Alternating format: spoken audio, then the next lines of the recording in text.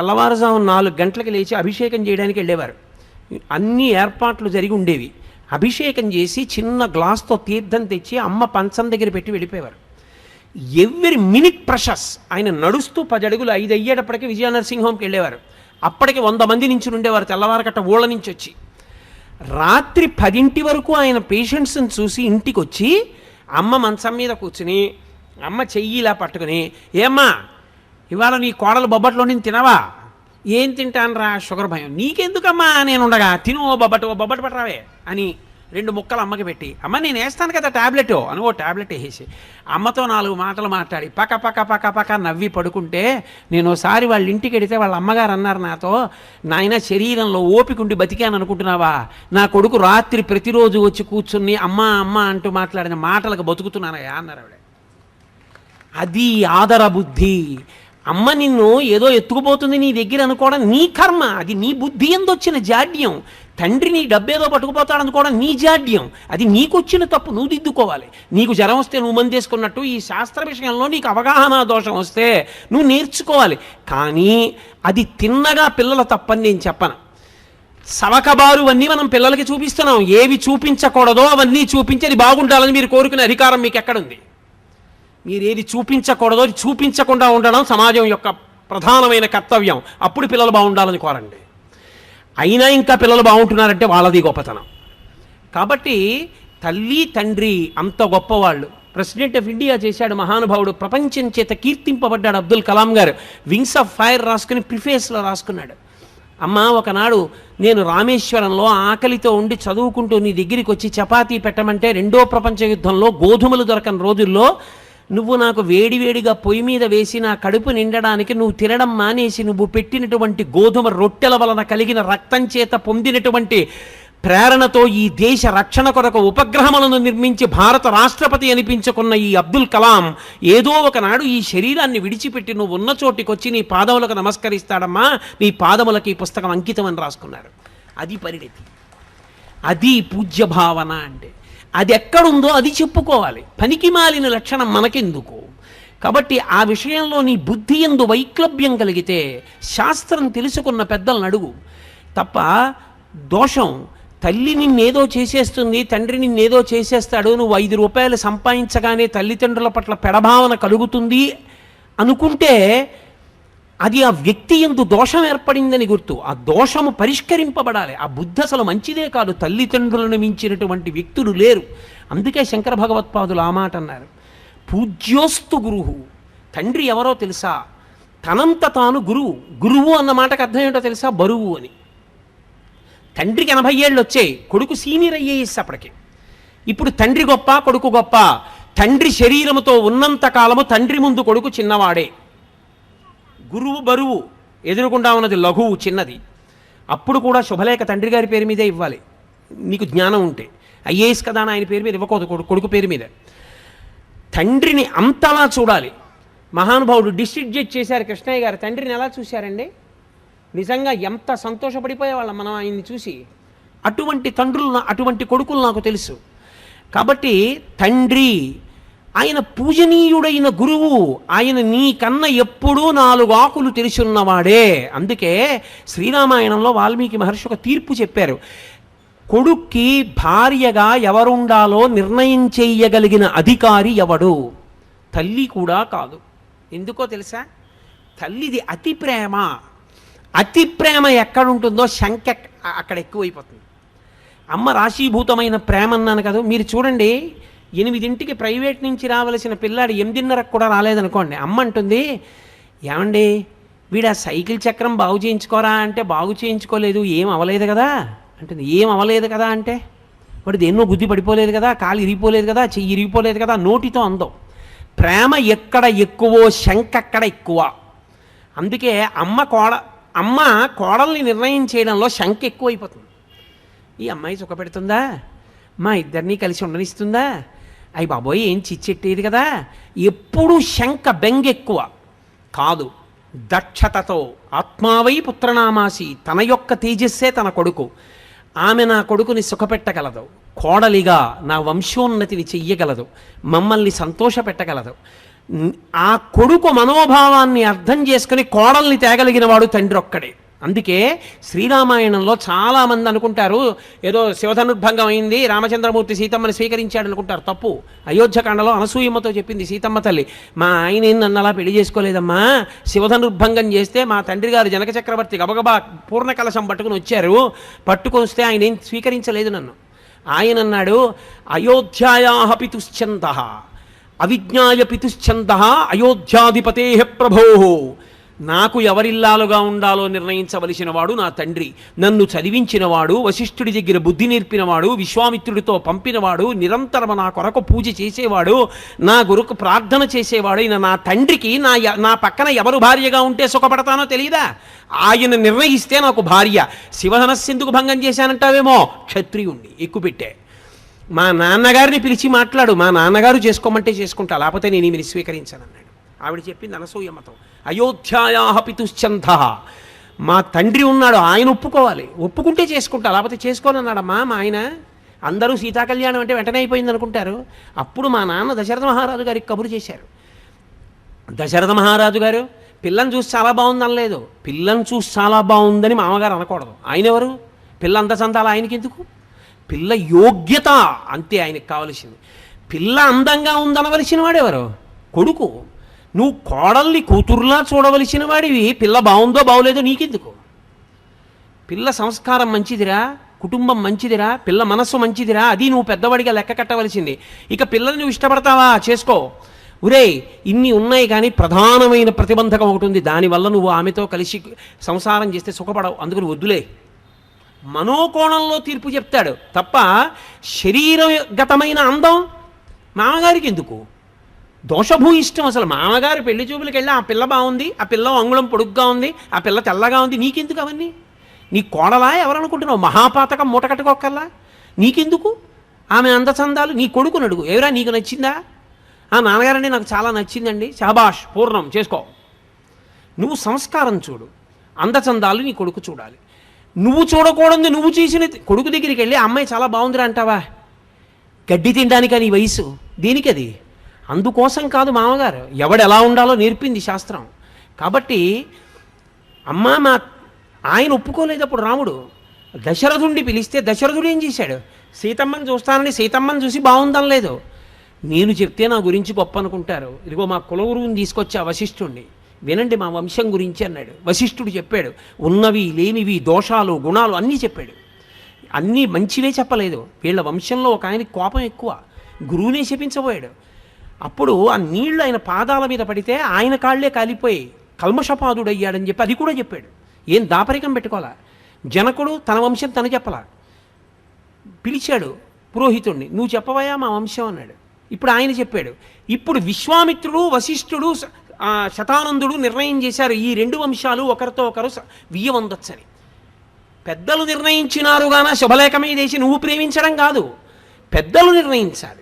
అందుకని ఇప్పుడు దశరథుడు ఒప్పుకున్నాడు, మా ఆయన నన్ను స్వీకరించాడమ్మా అంది సీతమ్మ. రామాయణం జాతికి నడవడిక నేర్పినటువంటి కావ్యం. కాబట్టి తండ్రి ఆయన దృష్టికోణము ఎప్పుడూ ఒక్కటే, నువ్వు సంతోషం, నువ్వు సంతోషం, నువ్వు సుఖంగా ఉండడం, నువ్వు సంతోషం, అదొక్కటే ఆయనకు కావాలి. నువ్వు దుఃఖపడ్డం ఆయన ఒప్పుకోడు. అటువంటప్పుడు నీ దగ్గర డబ్బు తీసేసుకుంటాడు, నేను ఏదో చేసేస్తాడు. ఆయన జీతం గురించి, నీ జీతం గురించి ఆయనకి తెలిస్తే నువ్వేదో బెంగపెట్టేసుకోవాలని నువ్వు ఎందుకు అనుకుంటావు? అనుకోవద్దు. తండ్రి అయిన ఉత్తర క్షణంలో ఆ పురుషుని యందు ఆ లక్షణం ఏర్పడిపోతుంది. కొడుకుని సుఖపెట్టాలి వచ్చేస్తుందంటే ఆ లక్షణం. కాబట్టి ఇది తల్లిదండ్రుల యొక్క లక్షణం. అందుకే జన్మతః గురువెవరు అంటే తండ్రే. అక్షరాభ్యాసం అందుకే తండ్రితో చేయిస్తారు. అంత సుఖపడాలి, వృద్ధిలోకి రావాలన్న హృదయంతో చేయిస్తాడు. కాబట్టి కొడుకు వృద్ధిలోకి వస్తాడని ఏ కొడుకుకైనా అక్షరాభ్యాసం తండ్రి చేయించడమే వేదం అంగీకరించిన ప్రమాణము. మీరు బాగా చదువుకున్నవారు కదండి, మీరు అక్షరాభ్యాసం చేయించండి అని అడగకూడదు. అసలు నన్ను ఎందరో వచ్చి అడుగుతుంటారయ్యా మీరు అక్షరాభ్యాసం చేయించండి ఒక్కసారి, మా మనవండి మా అబ్బాయిని. నేను చెయ్యనని చెప్తాను, నేను చెయ్యను. అలా చేయకూడదు. నువ్వెందుకు చెయ్యవు? నువ్వు తండ్రివి, నువ్వు గురువు, నువ్వు చెయ్యి అని చెప్తుంటాను. ఎక్కడో కొన్ని కారణముల చేత కొన్ని ప్రత్యేక పరిస్థితులలో అది ధర్మం అంగీకరించింది, అక్కడ నేను చెయ్యవలసిందే అన్న వాటిని మాత్రం సంవత్సరానికి ఒక్కసారి విజయదశమి నాడు పరదేవత దగ్గర కూర్చుని 2, 3 అక్షరాభ్యాసాలే చేయిస్తాను తప్పించి ఎప్పుడు ఎవరికి అక్షరాభ్యాసం చేయించను. ఎందుకంటే వేదం అలా అంగీకరించింది. తండ్రి చేయిస్తే వాడు వృద్ధిలోకి వస్తాడు. నీకు మంత్రం ఎవరు ఉపదేశం చేశారు ఉపనయనంలో? తండ్రే. ఎందుకు చేయించారు? ఇంకోళ్ళకి తెలియదా గాయత్రి మంత్రం? తండ్రి ఎందుకు చెయ్యాలి? గురుత్వం తండ్రిది. ఆయన పూజనీయుడు. ఆయన కన్న పూజనీయుడు లోకమునందు వేరొకడు లేడు. పూజ అన్న మాటకు అర్థం ఏంటో తెలుసా? ఎవరిని నువ్వు గౌరవిస్తే నీకు గౌరవం వస్తుందో దానికి పూజ అని పేరు. నేను భగవంతుడి పట్ల కృతజ్ఞుడనై పూజ చేస్తే లోకం నన్ను పూజిస్తుంది. అయా ఈయన కృతజ్ఞత ఉన్నవాడండి అని. తండ్రికి నువ్వు నమస్కారం చేస్తే లోకమంతా నీకు నమస్కారం చేస్తుంది. కృతజ్ఞత కలిగియుండుట, పూజనీయత పొందియుండుట, పూజించుట. తనంత తాను సహజ సిద్ధముగా పూజనీయుడు ఈ లోకమునందెవరు? తండ్రియే. ఆయన ఏం చదువుకున్నాడు, ఎంత చదువుకున్నాడు, ఎంత డబ్బుంది, ఏం చేశాడు అనవసరం. నీకు తండ్రి పూజనీయుడు, అంతే శాస్త్రం. ఇప్పుడు మిగిలిన వాళ్ళు తండ్రి లేకపోతే అన్నగారిది. కానీ అన్నగారి ఎందు దోషం ఉన్నవాళ్ళు ఉంటారు లోకంలో. త్యాగరాజస్వామి వారి పెద్దన్నగారు లేడు, జపేశుడు ఉన్నాడు. నేను మొన్న తిరువాయూరు వెళితే ఇప్పుడు జపేశుని యొక్క వంశంలో వాళ్ళే అక్కడ అర్చకత్వం వహిస్తున్నారు. మేము 7వ తరం వాళ్ళమండి. అయ్యో గురువుగారు మీరు వచ్చారా, రండి మా ఒకసారి త్యాగరాజస్వామి వారు తిరిగిన ఇల్లు అవి చూపిస్తామని పాపం తీసుకెళ్ళి చూపించారు. వేరు మాట అనుకోండి. కానీ అన్నగారు జపేశుడు తమ్ముడైన త్యాగరాజస్వామి వారిని ఎంతో బాధ పెట్టాడు. కానీ శాస్త్రం ఏమంటుందో తెలుసా? ఆయన తప్పు చేశాడు, ఆయన యందు దోషం. నువ్వు తమ్ముడు, అన్నగారి పట్ల నువ్వు తప్పు పట్టవద్దు. ఆయన దోషభూయిష్ఠుడై ఉన్నాడు, ఈశ్వరుడు ఆయన మీద తగిన చర్య తీసుకుంటాడు. నువ్వు నీ వైపు నుంచి నీ ధర్మాన్ని నువ్వు పాటించాలి. అన్నకు ఒక నమస్కారం చేసి వెళ్ళిపోవడమే. ఎదురుపడి తిరగబడవద్దు. అన్న చెడ్డవాడైతే ఒకనాడు మారతాడు. కానీ అసలు యథార్థమునకు మానవీయ సంబంధముల యందు అన్నదమ్ములకు ఉండవలసిన లక్షణమేమి అంటే వాల్మీకి మహర్షి రామాయణంలో ఒక మాట చెప్పిస్తారు రాముడితో. ధర్మమర్థంచ కామంచ పృథివీంచాపి లక్ష్మణ ఇచ్చాపి భవతామర్థే ఏతత్ ప్రతిశృణోమితే అంటాడు. ధర్మము, అర్థము, కామము ఈ 3 నా తోబుట్టువులు అనుభవించిన నాడు తప్ప నేను అనుభవించనన్నాడు రాముడు. అది అందుకే చిట్ట చివర పట్టాభిషేకానికి విమానం దిగినప్పుడు క్షవరం చేయించుకోవయ్యా అంటే తమ్ముళ్ళ వంక చూశాడు. అడగకపోయినా అరణ్యవాసం చేయమని నా వెంట వచ్చి లక్ష్మణస్వామి జుత్తు చూడండి. రాజ్యం తల్లి తెచ్చి ఇచ్చినా అక్కర్లేదని నందిగ్రామంలో కూర్చుని మహానుభావుడు పాదుకలు సింహాసనం మీద పెట్టి పరిపాలించిన భరతుడి జుత్తు చూడండి. వాళ్ళు జుత్తు తీసుకోకుండా నేను జుత్తు ముందు తీసుకుని సహేగంగా తయారవనా? ముందు తమ్ముళ్ళకి తీయండి, తర్వాత నేను తీసుకుంటానన్నాడు. అది అన్నగారంటే. ఉండరా దోషభూయిష్టమైన అన్నదమ్ములు ఉంటారు, కానీ లోకంలో ఆదర్శవంతమైన అన్నదమ్ముల్ని తీసుకోవాలి. అందుకే శ్రీరామాయణ కావ్యం ఒక్కటే లోకమునకు ఎన్నో నేర్పుతుంది. మీరు చూడండి, వాలి సుగ్రీవుడు భార్యను కూడా వాలెత్తుకుపోతాడు. అదో అన్నదమ్ములు. వాలి చచ్చిపోయాడు, సుగ్రీవుడు మిగిలాడు. రావణ విభీషణ కుంభకర్ణులు. విభీషణుడు ధర్మాత్ముడు, ఎంత చెప్పాడో అన్నయ్య వద్దన్నయ్య, అన్నయ్య వద్దన్నయ్య. తమ్ముడు చెప్పాడు, వినలేదు, బయటికి గెంటేశాడు. రావణుడు చచ్చిపోయాడు, కుంభకర్ణుడు చచ్చిపోయాడు, విభీషణుడు మిగిలాడు. ఈ విభీషణుడు ఈ సుగ్రీవుడు రామపట్టాభిషేకానికి వచ్చారు. విమానంలోంచి రామచంద్రమూర్తి కిందకి దిగుతున్నారు. భరతుడు పరుగున వెళ్ళి నేల మీద పడి నమస్కారం చేసి చెప్పుల జత తీసుకొచ్చి, అన్నయ్య 14 ఏళ్ళు అడవుల్లో తిరిగావన్నయ్య నా వల్ల, మా అమ్మ కోరబట్టి, అన్నయ్య తొందరగా చెప్పులు వేసేసుకో అన్నయ్య అని కాళ్ళ కింద చెప్పులు పెట్టాడు. మొదట ఏడిచిన వాళ్ళు ఎవరో తెలుసా? సుగ్రీవుడు, విభీషణుడు. అరే అంత తపస్సు చేసినవాడు రామ, అన్నయ్య 3 లోకములను శాసించినవాడు చచ్చిపోయాడు రా, అనవసరంగా అన్నీ చెప్పేశాను, ఇలా మేము కలిసి ఉండలేకపోయాను రా, ఆ అన్నయ్య చచ్చిపోయాడు. ఎంత గొప్పవాడు రా కుంభకర్ణుడు, పాపం నిద్రపోతూ లేచి అన్నం తిని పడుకునేవాడు రా, బ్రహ్మగారి శాపానికి చచ్చిపోయాడే. కళ్ళొత్తుకున్నాడు. సుగ్రీవుడు, అరే ఇంద్రాంశలో పుట్టాడు మా అన్న, ఏడి చచ్చిపోయాడు అని తమ్ముడు కళ్ళొత్తుకున్నాడు. నువ్వు కలిసి ఉన్న అన్నదమ్ముల్ని చూసి నువ్వు ఏడిచే రోజు తెచ్చుకోకు. నువ్వు కూడా కలిసి ఉండడం జీవితంలో నేర్చుకో. కానీ ఒక్కటి మాత్రం నేను యథార్థం చెప్తున్నాను, ఇది చెప్పినంత తేలిక మాత్రం కాదు. ఎందుకో తెలుసా? అన్నగారు మహాధర్మాత్ముడైతే అన్నగారి మొహం చూడడానికి ఇష్టపడని తమ్ముళ్ళు నాకు తెలుసు. ఆయన మహాధర్మాత్ముడు. ఆయన తమ్ముడు సొమ్మెత్తుకుపోయేవాడు, తమ్ముడు పాడైపోవాలని కోరుకునేవాడు కాదు. ఎప్పుడూ తమ్ముడు వృద్ధిలోకి రావాలని కోరుకునేవాడే. అయినా అన్నగారి ముఖం చూడని తమ్ముళ్ళు నాకు తెలుసు. తమ్ముడు చాలా యోగ్యుడే, కానీ తమ్ముడి ముఖం చూడని అన్నలు నాకు తెలుసు. అటువంటి వాళ్ళు మాత్రం నా ఎరుకలో ఉన్నారు. దీనికి పరిష్కారం ఎవరి చేతిలో ఉందని అడిగారు. తల్లిదండ్రులు చూస్తారు. వాళ్ళ తృప్తి కొరకు నువ్వు చెయ్యాలి. అందుకే ఎంత కొట్టుకు చచ్చిపోయినా ఒక్కసారి మాత్రం కలుసుకోమని చెప్పింది శాస్త్రం. అప్పుడు కూడా కలుసుకోకపోతే ఇక ఆ అన్నదమ్ములు మేము ఫలానా వారి కొడుకులవండి అని చెప్పుకోవడానికి అనర్హులు. తండ్రి కానీ తల్లి కానీ చనిపోయిన రోజు వస్తే అన్నదమ్ములు ఆ రోజున కలిసి ఆ ముందు పుట్టినవాడి చెయ్యి కింద పెట్టి వెనక పుట్టిన వాళ్ళు పైన చేతులు పెట్టాలి. అక్షయతృప్తి ద్వారా పునరావృత్తిరహిత శివసాయుజ్య సిద్ధ్యర్థం అని చెప్తూ నీళ్లు పోస్తాడు. ఆఖరణ పుట్టినవాడు పోసిన నీళ్లు అక్షతలతో కలిపి పెద్దవాడి చేతి మించి కింద పడాలి. తండ్రి అప్పుడు వచ్చి చూస్తాట, అరే ఇద్దరిని కన్నాను, పెద్దవాడు తద్దినం పెడుతున్నాడు, నీళ్లు విడిచిపెడుతున్నాడు, వాడు రాడు, వీడు పిలవడు, వీడు బుద్ధి చెప్పలేదు, వీడు గట్టిగా చెప్పలేదు, వీడిది తప్పే అని ఏడుస్తూ పుచ్చుకుంటాట నీళ్లు. మరి 3 తరాలు ఉండద్దు దక్షిణ దిక్కున పితృస్థానంలో. కాబట్టి అన్నదమ్ములన్న వాళ్ళు తమని కన్నవాళ్ల యొక్క కనీస గౌరవాన్ని దృష్టిలో పెట్టుకున్నప్పుడు 50 ఏళ్ళు వచ్చేసాయి అన్నకి, ఎన్నాళ్ళు ఉంటాడు? మహా ఉంటే మీ ఇంట్లో ఉన్న ఆయుర్దాయాన్ని దృష్టిలో పెట్టుకున్నప్పుడు ఇంకో 15 ఏళ్ళు ఉంటాడు. ఇంకొక 15 సంవత్సరాలు ఆయన బతికితే ఆయన తెలివేసి ఉండేది 7.5 సంవత్సరాలు. ఒక రాత్రి నిద్రపోతాడు కాబట్టి 7.5 సంవత్సరాల్లో ఆయన ఏడాదికి నీ దగ్గరికి వచ్చి మాట్లాడితే ఏడాదికి 2 రోజులు కలుసుకుంటారు.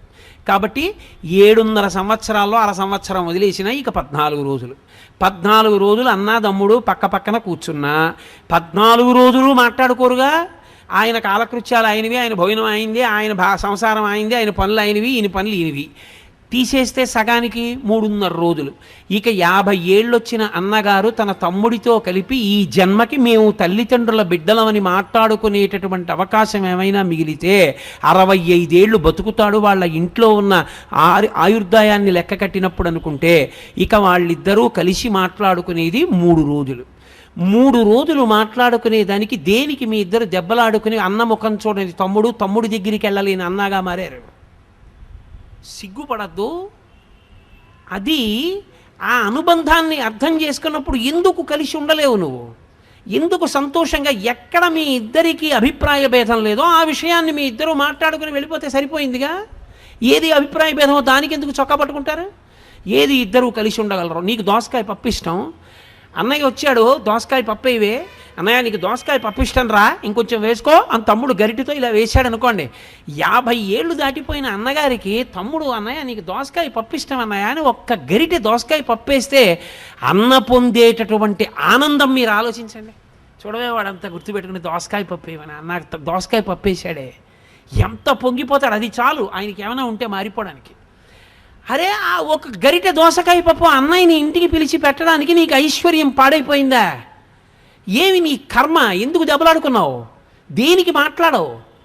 ఇది మనస్సు యందు ఏర్పడినటువంటి దోషం. దీన్ని దిద్దుకోవాలి. 50 ఏళ్ళు వచ్చి నీకును 45 ఏళ్ళు వచ్చిన తమ్ముడికి ఎవరు పాఠం చెప్తారు? తెల్లవారు లేస్తే 50 మందికి నువ్వు చెప్తున్నావా? నీకెవరు చెప్తారు వచ్చి? ఇది కర్మ. దీన్ని మార్చుకోవాలి. మార్చుకుని మనసుని సంస్కరించుకోవలసి ఉంటుంది. అది లేనినాడు ఆ మానవీయ సంబంధములకు అర్థం లేదు. రాముడు ఏడిచాడు, బ్రహ్మాస్త్రం వేస్తే లక్ష్మణుడు పడిపోతే ఆయన ఏడిచిన ఏడుపు మీరు చదివితే రామాయణంలో అసలు మానవీయ సంబంధములకున్న అందం తెలుస్తుంది. ఆయన అన్నాడు, దేశే దేశే కలత్రాని దేశే దేశే చ బాంధవాహ. ఒరే నాకు భార్య లేదని బాధ లేదురా, ఇంకో దేశం పెడితే నాకు పిల్లనిస్తారా, పెళ్ళం మళ్ళీ దొరుకుతుందంటే సీతమ్మని తక్కువ చేశాడని కాదు, భార్య దొరుకుతుందిరా. కానీ అమ్మకి నాన్నకి పుట్టిన వాళ్ళము అన్న వాళ్ళల్లో తోడ పుట్టినవాడన్నవాడు ఇక మళ్ళీ నాకు రాడుగా, దశరథుడు చచ్చిపోయాడుగా, ఇంకెక్కడి నుంచి వస్తారా తోడ పుట్టిన వాళ్ళు? నువ్వు వెళ్ళిపోయావా నాకన్నా ముందని ఏడిచాడు.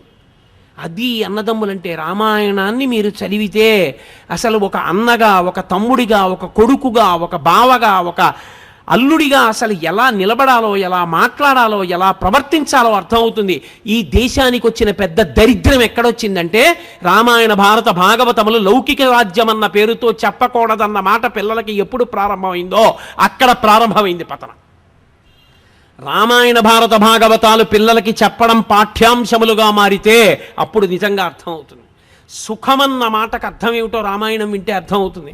ఒక్క మాట అన్నాడు దశరథుడు, ఒరేయ్ నాన్న, నేను కైకమ్మకి మాట ఇచ్చానని కదా వెళ్ళిపోతున్నావు, ఒక్క పని చేయరా, నేను కైకమ్మకి మాట ఇచ్చాను, రాజ్యం తీసేసుకోమని అయిపోయిందిగా, నా పని అయిపోయింది, ఒక్క పని చేయి, రాజ్యం క్షత్రియ భోజ్యం, నేను 60,000 సంవత్సరముల వయస్సు పెద్దవాణ్ణి అయిపోయాను, నీ ముందు నిలబడి యుద్ధం చేయలేను, యుద్ధం చేసి బాణాలతో నన్ను కొట్టేసి బంధీకృతుణ్ణి చేసి కారాగారంలో పరేసి రాజ్యం తీసేసుకోరా, నేను కారాగారపు ఊచల్లోంచి నిన్ను చూస్తూ బతికేస్తాను రా, నిన్ను చూడకుండా ఉండలేను రా అన్నాడు. అది తండ్రి అంటే కొడుకన్న రామచంద్రమూర్తి అన్నారు, నాన్న, తండ్రిని సత్యవాక్య పరిపాలకుణ్ణి చేసి తండ్రిని ఊర్ధ్వలోకముల యందు నిలబెట్టినవాడు కొడుకు, అంతేగాని రాజ్యం కోసం అలా చేయనా, వద్దు నాన్న, ఎన్నాళ్ళు 14 ఏళ్ళు తిరిగి వచ్చేస్తానని వెళ్ళిపోయాడు. అది కొడుకు, అది తండ్రి.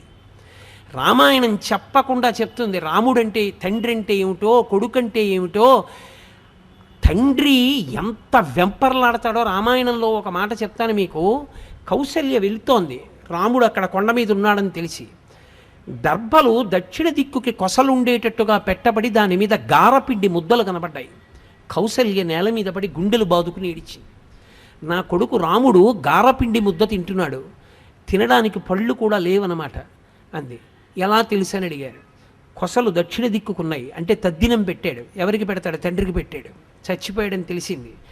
తను ఏం తింటున్నాడో దాంతోనే తద్దినం పెట్టాలి. తండ్రి చనిపోయిన తరువాత కూడా కొడుకు ఏది తింటున్నాడో అంతకన్నా ఎక్కువ పెట్టమని అడగడం, అప్పు చేసి తద్దినం పెట్టమని కూడా అడగడం. అందుకే తండ్రికి తద్దినం పెట్టేటటువంటి మార్గం చెప్పింది.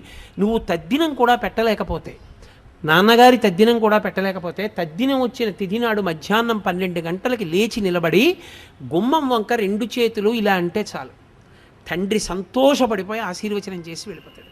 నాన్నగారండి ఏమీ లేదు పెట్టడానికి అని ఇలా అంటే చాలు, ఆశీర్వచనం చేస్తాడని వేదం చెప్తోంది. అమావాస్య నాడు 12ంటికి అలా చెప్పమని చెప్పింది, పితృతిథి కాబట్టి. తండ్రి పెట్టమని అడిగేవాడు కాడు. తండ్రి నీకేదుందో దాంతో పెట్టు, అది శ్రాద్ధము. శ్రద్ధ, సా శ్రద్ధ కవితా సిద్ధి ఇలా వస్తూపలభ్యతే అంటారు శంకరులు. అది తండ్రితనం అంటే. శరీరం విడిచిపెట్టాక కూడా కొడుకు గురించి అలా ఆలోచిస్తాడు. నా కొడుకు గారపిండి ముద్దలు తింటున్నాడు, అందుకే గారపిండి ముద్దలతో తద్దినం పెట్టాడని ఏడిచింది కౌసల్య. రామాయణాన్ని రామాయణంగా మీరు చదవండి. మానవీయ సంబంధముల గురించి కోటేశ్వరరావు ఉపన్యాసం చెప్పక్కర్లేదు. రామాయణం చదువుకోకపోవడం, కోట్ల రూపాయల ఆస్తి ఉన్నా, ఇంట్లో ఎన్ని పనికిమాలిన వస్తువులున్నా శ్రీరామాయణం 7 కాండలు కనపడకపోవడమే జాతి దరిద్రానికి కారణం. శ్రీరామాయణం చదువుకోవడం అలవాటైతే నువ్వు ఎలా బ్రతకాలో అలా బ్రతకగలవు. నీకెవ్వరూ ఏమీ చెప్పక్కర్లేదు. ఒరే నాన్న నువ్వు ఇలా ఉండరా అని చెప్పక్కర్లా. మంచి కొడుకు, మంచి అల్లుడు, మంచి తమ్ముడు, మంచి అన్న, మంచి పౌరుడు అన్నీ నువ్వే. అది తల్లిదండ్రులంటే. కాబట్టి తల్లిదండ్రులను నింద చేయవద్దు. పరమ పూజనీయుడు తండ్రి. ఇంకింతకన్నా ఏం చెప్పాలి తండ్రి గురించి? ఎక్కడ శాస్త్రాలు తక్కువ చేసి చెప్పాయి. నువ్వు చదువుకోకపోతే నీ తప్పు. శాస్త్రం మీదకి ఎందుకు నెడతావు? తల్లితో సమానమైన స్థానము తండ్రికి కల్పించలేదు అని నువ్వు తీర్పోటా మళ్ళీని. ఎక్కడా అలా చెప్పలేదు. అలా చెబితే నేను అంగీకరించను. ఎందుచేత ఏ పురాణము, ఏ కావ్యము, ఏ స్మృతి, ఏ ఉపనిషత్తు అలా చెప్పలేదు. తండ్రి తండ్రే, తల్లి తల్లి. అలా ఇద్దరు ఉండకపోతే ఆ బండి నడవదు. అంతే.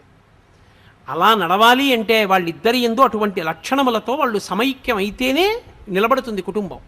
కాబట్టి అది తల్లిదండ్రులు. అది అర్థం చేసుకున్న నాడు నువ్వు వృద్ధిలోకి వస్తావు. ఇక వైదిక సంబంధము అని ఒకటి ఉంటుంది. సరే, నేను దాని గురించి ఇంకా ఎక్కువగా మాట్లాడితే ఎంతకని నేను మాట్లాడగలను. దేహ సంబంధం, పుట్టుకతో వచ్చే సంబంధాలు అవన్నీ, అన్న, తమ్ముడు, అక్క, చెల్లి, ఇవన్నీ తీసేస్తానండి అంటే మీరు తీసేయలేరు. పినతల్లి, పెదతండ్రి, అంతే, ఆ పుట్టుకతో వచ్చేసింది. వైదిక సంబంధము వేదము వలన ముడిపడుతుంది. ఆ సంబంధం వేదమును ప్రమాణము చేసుకుని ముడిపడుతుంది. అందుకే అగ్నిసాక్షిగా అంటారు. పెళ్ళి అగ్నిసాక్షిగా ఎందుకో తెలుసా? కన్యాదాత గారు కాదు పిల్లనిచ్చేది, అగ్ని ఇస్తాడు. అగ్ని ఇస్తే నువ్వు పుచ్చుకున్నావు కాబట్టి వృద్ధి. అందుకే అర్ధరాత్రి 1 గంటకి సుముహూర్తం పూర్తయినా ప్రధాన హోమం చేయించేస్తారు. వివాహమునందు బాగా జ్ఞాపకం పెట్టుకోండి నేను చెప్పే మాట. వివాహమునందు 3 ఏకం చేస్తారు. ఈ 3 ఏకం చేసిన కారణం చేత ఇద్దరు ఒకటవుతారు. ఏ 3 ఏకం చేస్తారు అని అడిగారు. వేదమంత్రములను ప్రమాణముగా, వేదమును సాక్ష్యముగా, అగ్నిహోత్రుణ్ణి ప్రధానమైన దేవతగా స్వీకరించి 3 కలుపుతారు. ఏకపాత్రా భోజనము, పెళ్ళైన రోజు కాదు, యథార్థమునకు భర్త తిన్న విస్తట్లో భార్య తినేది పూర్వం. నాకు బాగా తెలుసు. పత్నీభాగం అని బూరె తిని చాలా బాగుందనుకోండి బూరి, ఆయన రెండో బూరె వేయమని నెయ్యి వేయించుకొని బూరి సగం తిని వదిలిపెడతాడు. అర్థం ఏమిటో తెలుసా? చాలా బాగుంది బూరి, నీకోసం వదిలేను. ఆ ప్రేమతో కలగలుపుకుని తింటుంది భార్య ఆ విస్తట్లో. అందుని పత్ని భాగం వదిలేడండి ఆయన అని వెటకారం ఆడతారు ఇప్పటికీ. ఓ బూరి మొక్క వదిలేశాను అనుకోండి నేను విస్తట్లో, దాని అర్థం ఏమిటంటే, ఏమో బూరి చాలా బాగుందో నువ్వు తిను అని 10 మందిలో అనలేక నేను వదిలేస్తే ఆ విస్తట్లోనే అన్నం పెట్టుకున్నప్పుడు ఆ బూరి గుర్తు అన్నమాట. 2 బూర్లు తినడానికి అన్నం తక్కువ తిను, బూర్లు బాగున్నాయి ఇవాళ అని. అందుకని ఏకపాత్రా భోజనము, పెళ్ళైన రోజు 2 పాత్రలలో భోజనం చేయరు, ఒక్క పాత్రలోనే వడ్డించి ఇద్దరిని భోజనం చేయమంటారు. ఒక విస్తరి. ఏక వస్త్రధారణము, ఇద్దరు కలిపి ఒక బట్టే కట్టుకోవాలి. అది ఎలా? అసహ్యంగా ఉండదు సభాముఖంగా. అందులో యథార్థములకు 3 రోజులు చేయాలి పెళ్ళి. 3 రోజులు పెళ్లి చేసినప్పుడు మంగళస్నానం చేయిస్తారు పీటల మీదకి తీసుకొచ్చేటప్పుడు. ఏ మంగళస్నానం చేశారో ఆ మంగళస్నానం చేసిన బట్టలతోటే 3 రోజులు ఉండాలి, ఇక మధ్యలో స్నానం చేయకూడదు. మంగళస్నానం అని ఎందుకు పిలుస్తారంటే, మంగళస్నానం వేదమంత్రం లేకుండా చేయించిన పార్వతీ పరమేశ్వరులు ఆవహిస్తారు పెళ్లి కొడుకుని పెళ్లి కూతురు. అందుకని వాళ్ళు నిత్యశుద్ధులు. ఎవరైనా జ్ఞాతి చచ్చిపోయినా ఇక వాళ్ళకి అశౌచం రాదు, 3 రోజులు నిలబడుతుంది అది. కాబట్టి 3 రోజులు ఇక స్నానం చేయరు. ఏకవస్త్రం ఎలా కట్టుకుంటారు? ఇద్దరు కలిపి ఓ బట్ట ఎలా కుదురుతుంది? అందుకని ఆమె బట్ట ఈమె బట్ట కొంగులు ముడి వేసేస్తారు. బ్రహ్మముడి పడిందిరా అంటారు. బ్రహ్మముడి పడిందిరా అంటే ఒక బట్ట కట్టుకున్నారు, ఒక పాత్ర యందు భోజనం చేశారు, అన్యోన్యంగా బతికిన దంపతులకి తాంబూలం ఇచ్చి ఏకశయ్యాగతులు అవుతారు. ఈ 3 ఏకమవడం బయట మీ ఇద్దరూ ఏకమై ఉండడం కాదు, మీ మనసులు కూడా అలా ఏకమవ్వాలని చెప్పడానికి అఘోర చక్షుహు అన్న మంత్రం చెప్తూ సుముహూర్తానికి ఒకరి కందులలో ఒకరు చూసుకుని జీలకర్ర బెల్లం పెట్టుకుంటారు. జీలకర్ర బెల్లం ఎందుకు పెట్టుకోవడం అంటే, జీలకర్ర మంగళద్రవ్యం, బెల్లం నిలవ దోషం లేని పదార్థం. రెండిటిని కలిపి నూరితే అందులోంచి ధనాత్మక విద్యుత్ వస్తుంది. అది బ్రహ్మస్థానమునందు పెట్టుకుంటే ఇద్దరి మధ్య అన్యోన్యత అంకురిస్తుంది. నేను ఇలా అన్నానని అనుకోకండి, షష్ఠి పూర్తి అయిపోయింది ఆయనకి, ఆవిడ లోకం దృష్టిలో అమ్మమ్మ అయిందేమో, ఈయనకి మాత్రం కొత్త పెళ్లి కూతురులాగే ఉంటుంది. అలా ఉండాలనే వేదమంత్రం చెప్పింది. అందుకే తాళి కట్టేటప్పుడు కాడి పెట్టి నీళ్లు పోస్తారు. హరదత్తాచార్యుల వారు వ్యాఖ్యానం చేశారు, చర్మవ్యాధులు వచ్చి ఒంటి మీద మచ్చలు వస్తే భర్తకి భార్య యందు అనురక్తి పోతుంది. అలా వివర్ణము కాకుండా ఎన్నేళ్ళొచ్చినా ఆయన అనురక్తి ఆమె యందు మాత్రమే నిలబడేటట్టుగా దేవతల యొక్క అనుగ్రహాన్ని కురిపిస్తారు ఆ సమయంలో మంత్రముల చేత. అందుకని కాడితో నీళ్లు పోయించి మంగళసూత్రం కట్టిస్తారు. ఇది వేదము చేత పడిన ముడి, వేదము ప్రమాణముగా పడిన ముడి. చిత్రం ఏమిటో తెలుసా? ఈ ముడిని బట్టే నిన్ను కన్న తల్లిదండ్రుల అభ్యున్నతి కూడా ఆధారపడుతుంది. చిత్రం ఏమిటంటే, లోకంలో అన్నిటినీ దాటి పరమ పవిత్రమైపోయిన అనుబంధం ఇది భార్యాభర్తల అనుబంధమే. అందుకే విశ్వనాథ సత్యనారాయణ గారు 1000 పడగలు రాస్తూ అబ్బా ఓ మరచెంబును అడ్డుపెట్టి దాంపత్యాన్ని వర్ణించాడు మహానుభావుడు. కాబట్టి వాళ్ళిద్దరి మధ్య పెరుగుతున్న కొద్దీ అనుబంధం, మొదట్లో ఇద్దరి మధ్య ఆకర్షణ కారణం అవుతుంది, కానీ షష్ఠి పూర్తికి వచ్చేటప్పటికి ఆ దంపతుల యొక్క లక్షణం ఎలా ఉంటుందో చెప్పారు. అసలే అది కొత్తపల్లి కొబ్బరి మామిడి పండు మా గోదావరి జిల్లాలో దొరుకుతుంది. అబ్బో ఎంత రుచో, అది ముగ్గిపోయింది సువాసన. ఏదో పరక మామిడి పళ్ళు కొన్నాడు, 13 మామిడి పళ్ళు తెచ్చి పైన గడ్డేసి సర్దుతున్నాడు. కింద తేనె జాడి ఉంది, రోజు శివాడికి అభిషేకం చేసుకోవడానికి పుట్ట తేనె తెచ్చాడు, అక్కడ పెట్టాడు. ఈ 13 పళ్ళు పేరుస్తుండగా ఓ పండు జారి టపుక్కుని నేతి జాడీలో పడిపోయింది. ఆయన చూసుకోలేదు, ఇలా చూసి పళ్ళన్నీ తీసి పైన పేర్చాడు. 12 ఇచ్చాడు. చూసావా ధూర్తుడు, నేను లెక్క పెట్టలేదు, 13వ పండు పోయింది, వాడు ఇవ్వలేదు అనుకున్నాడు. సరే 12 పళ్ళు తినేశాడు. ఇక సోమవారం అభిషేకం చేస్తాడు. 2 సోమవారాలు ఊళ్ళో లేడు. 3వ సోమవారం వచ్చి అభిషేకం చేద్దామని నేతి జాడీలో పాత్ర ముంచాడు. ఇప్పుడు అందులోంచి మామిడి పండు పైకి వచ్చింది. అసలే కొత్తపల్లి కొబ్బరి, దాని మీద ముగ్గిపోయింది. 2 వారాలు తేనెలో ఉండిపోయింది. ఇప్పుడు దాని రుచికి కొత్తపల్లి కొబ్బరి ముగ్గని పండుకి సామ్యం ఉంటుందా? షష్ఠి పూర్తి నాటి అనుబంధం అది. అప్పటికి ఆయన అంటాడు, ఇంత పిచ్చిది ఏమిటో పర్వాలేదులేండి, కొడుకు జాగ్రత్తగా చూస్తాడు అంటాడు. ఆవిడంటుంది, మహానుభావుడు మళ్ళీ జన్మంటూ ఉంటే ఆయనకే ఇల్లాలు అవ్వాలంట. అప్పటికి ఆ అనుబంధంలో ఉన్న పవిత్రత అది. కాబట్టి ఆ భార్యాభర్తల సంబంధం ఉందే అసలు అద్వితీయం. అనసూయమ్మ రామాయణంలో మాట ఉంది, అమ్మా